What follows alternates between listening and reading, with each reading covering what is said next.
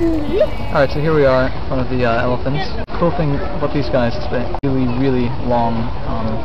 2005 সালে 30 এপ্রিল ইউটিউবে me at the zoo ছিল নামে এই ভিডিওটি আপলোড করা হয়। 2025 সালে সেই ভিডিও 398 মিলিয়নেরও বেশিবার দেখা হয়েছে।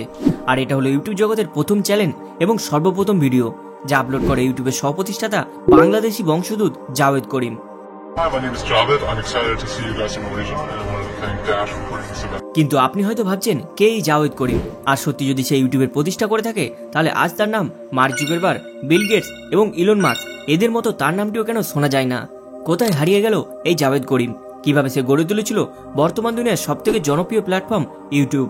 চলুন সেটাই জেনে নেই আজকের এই ভিডিওতে।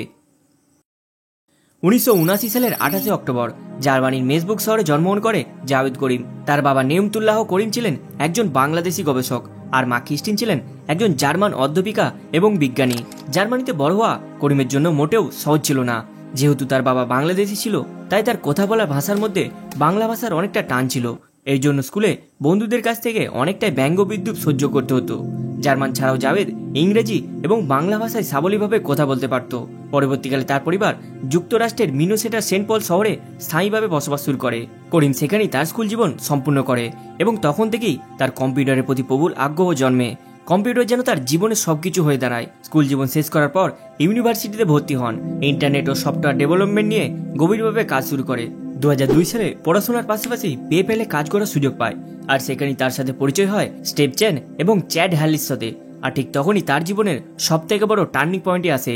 জাভেদের মতনই তার বাকি দুই বন্ধুও নতুন কিছু করার ভাবনায় ডুবেছিল এবং তারা 3 বন্ধু মিলে প্ল্যান করতে থাকে তারা এমন কিছু একটা প্ল্যাটফর্ম তৈরি করবে যেখানে সমস্ত মানুষকে এবং তার মনের ভাষাকে কানেক্ট করা যাবে।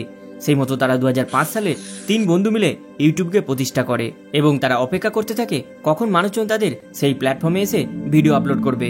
কিন্তু কিছু মাস যাওয়ার পরেও তাদের এই প্ল্যাটফর্মে কোনো মানুষ ভিডিও আপলোড তো দূরে থাক, অ্যাপসটিকে খুলেও দেখেনি। তাই জাভেদ 23 এপ্রিল তার প্ল্যাটফর্মে ইউটিউবে জাভেদ নামে প্রথম অ্যাকাউন্ট তৈরি করে, আর সেখানেই মি এট দি জু নামে 18 সেকেন্ডের এই ভিডিওটি আপলোড করে। এরপর 3 বন্ধু মিলে ইউটিউবকে আরও ডেভেলপমেন্ট করার জন্য কাজে নেমে পড়ে এবং কিছু অল্প সময়ের মধ্যেই তাদের এই প্ল্যাটফর্ম দ্রুত গতিতে মানুষের কাছে পৌঁছে যায়, আর সমস্ত মানুষই ইউটিউবকে প্রচুর ভালোবাসতে থাকে। করিমের বাকি 2 বন্ধু স্টিভ এবং চ্যান দুজনই খুব খুশি ছিল, কিন্তু করিমের মন যেন অন্য কিছু চাইছিল। তাই সে এত বড় সফল জিনিস পাওয়ার পরেও সে খুশি হতে পারেনি। খুবই অল্প সময়ের মধ্যেই করিম ইউটিউবের সমস্ত গুরুত্বপূর্ণ ভূমিকা থেকে সরে যান। কোম্পানির কো-ফাউন্ডার হয়েও কোনো মূল পরিচালনায় আর থাকতে চাননি। ইউটিউবের অংশীদারিত্বে সামান্য কিছু শেয়ার রেখে তিনি সমস্ত দায়িত্ব থেকে বেরিয়ে আসেন। আর এরপরই ঘটে যায় সবথেকে বড় টার্নিং পয়েন্ট। 2006 সালে $1.6 বিলিয়ন ইউটিউবকে কিনে নেয় Google. Web giant Google will pay $1.6 billion to gobble up YouTube. যেহেতু করিমের সামান্য কিছু শেয়ার হোল্ডার তার কাছে ছিল, তাই গুগলের স্টক হিসেবে $64 মিলিয়ন সমপরিমাণ টাকা পান। আর এইভাবেই 3 বন্ধুর ভাবনা থেকে তৈরি আসা ইউটিউব চলে যায় গুগলের কাছে। বর্তমান 2025 এসে সেই ইউটিউবের ব্র্যান্ড ভ্যালু 500 বিলিয়নের কাছে, যা আমাদের দেশের টাকায় কনভার্ট করলে আপনি গুণেও শেষ করতে পারবেন না।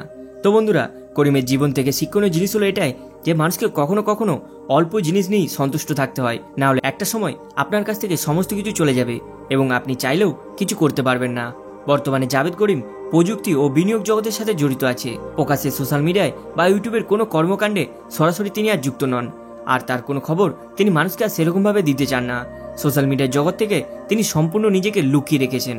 আর এইভাবেই একসময় পপুলার ইউটিউব প্রতিষ্ঠাতা আজ সাধারণ মানুষের ভিড়ে হারিয়ে গিয়েছে।